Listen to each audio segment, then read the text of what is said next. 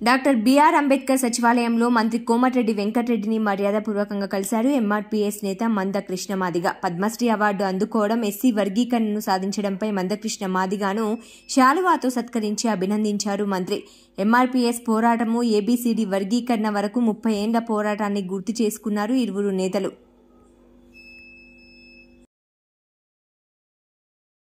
Doctor BR Ambedkar సచివాలయంలో మంత్రి కోమటిరెడ్డి వెంకటరెడ్డిని మర్యాదపూర్వకంగా కలిశారు. ఎంఆర్పీఎస్ నేత మందకృష్ణ మాదిగ పద్మశ్రీ అవార్డు అందుకోవడం, ఎస్సీ వర్గీకరణను సాధించడంపై మందకృష్ణ మాదిగను శాలువాతో సత్కరించి అభినందించారు మంత్రి. ఎంఆర్పీఎస్ పోరాటము, ఏబీసీడీ వర్గీకరణ వరకు 30 ఏళ్ల పోరాటాన్ని గుర్తు చేసుకున్నారు ఇరువురు నేతలు.